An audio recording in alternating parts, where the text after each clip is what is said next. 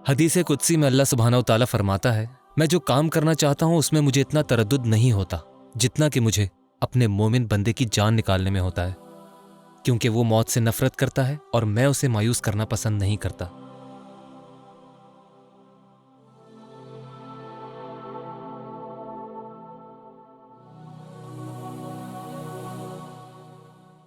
لیکن یہ صرف انہیں مایوس نہیں کرتا،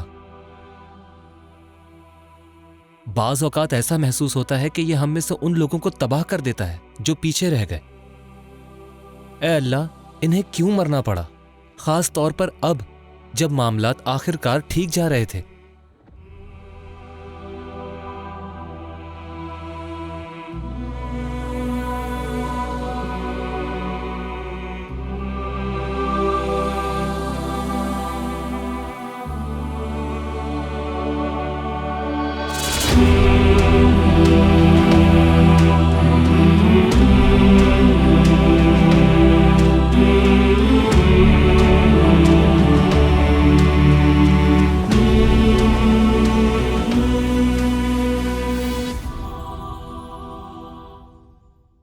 میں نے ذاتی طور پر اپنے نکاح اور شادی کے درمیان اپنی ماں کو کھو دیا، اور اس کا غم مجھے آج تک ہے۔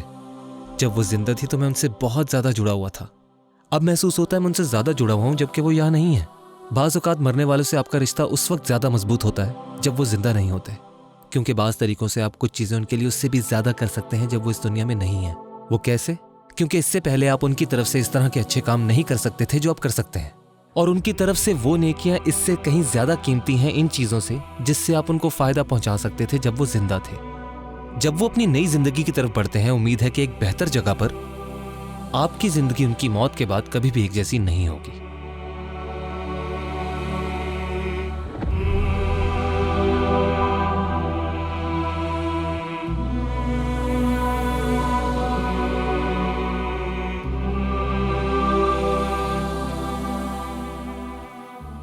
اور ہمارے نبی صلی اللہ علیہ وسلم کی سنت بتاتی ہے کہ ہم اپنی زندگی کیسے گزاریں، اور یہ بھی سکھاتی ہے کہ مرنے والوں کا غم کیسے منائیں۔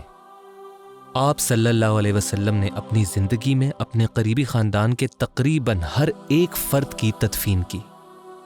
ان کی پیاری بیوی خدیجہ رضی اللہ تعالیٰ عنہ اپنے 7 بچوں میں سے 6 بچوں کی، انہوں نے اپنی ماں کی تدفین اس وقت کی جب وہ صرف 6 سال کے تھے۔ 9 سال کے تھے تو اپنے دادا کی تدفین کی۔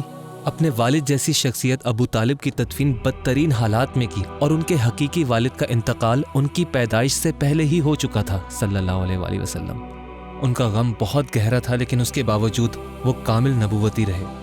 اور اپنے بیٹے ابراہیم کی وفات کے وقت پر بہت مشہور واقعہ ہے جب وہ اپنے بیٹے کو اپنے ہاتھوں میں تھامے ہوئے تھے۔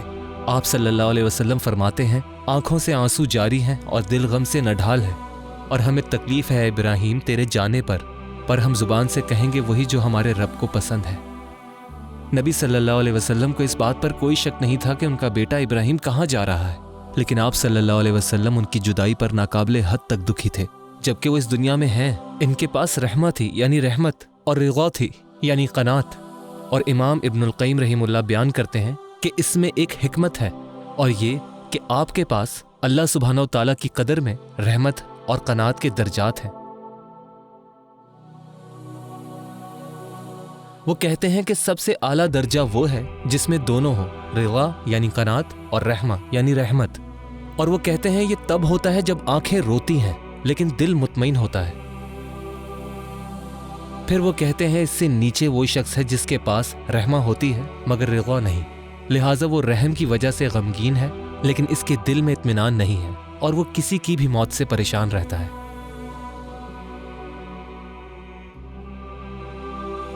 اور وہ کہتے ہیں تیسرا درجہ وہ ہے جب آپ کے پاس رضا ہے لیکن رحمہ نہیں، لہٰذا انسان کو کوئی جذبات محسوس نہیں ہوتے اور اس کو فرق نہیں پڑتا، لیکن وہ پھر بھی اللہ تعالیٰ کے حکم کو قبول کرتا ہے۔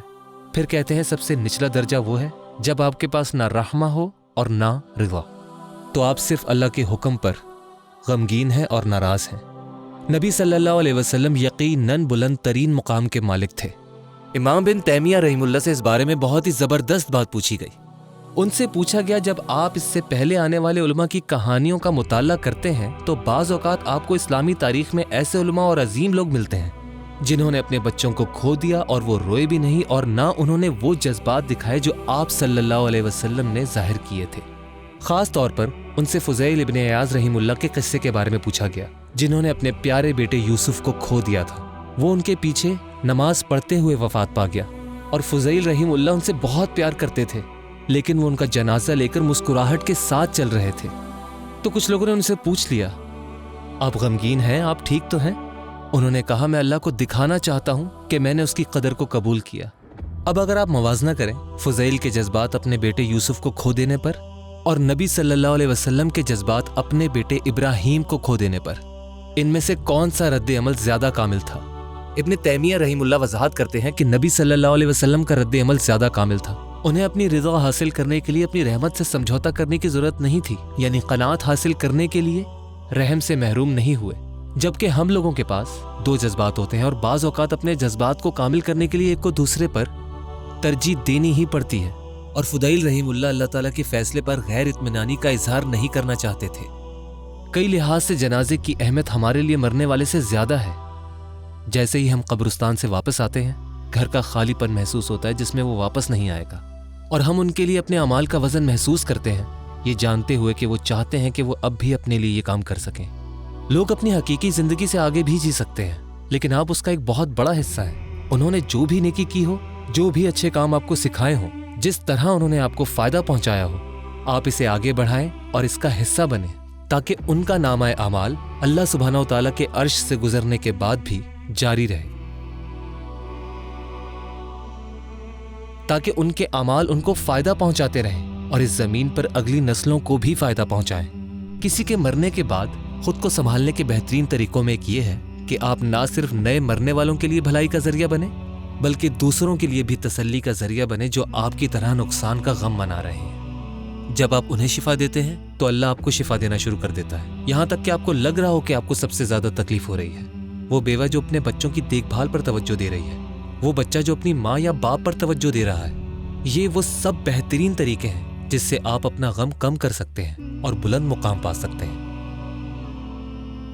जो अब चला गया है, अल्लाह सुब्हानहू तआला ने हमारे लिए यादें मुकर्रर की हैं, याद दहानी के तौर पर कि हम ना भूलें, और कभी तोहफे के तौर पर ताकि हम आगे बढ़ सकें। उन यादों की कदर करें जो आप इस जिंदगी में एक साथ पिरोते हैं, फिर उनकी तरफ से दुआओं और अतियात के जरिए नई यादें बनाएं, जिनका आप इंशाअल्लाह अगली जिंदगी में मिलजुल कर जश्न मना सकें। मौत हमारे लिए सबसे बड़ा उस्ताद हो सकती है, और जो लोग आगे जा चुके हैं उन्होंने हमें बहुत से तरीकों से सिखाया है, और हम अक्सर उनके जाने के बाद उनके बारे में बहुत कुछ सीखते हैं।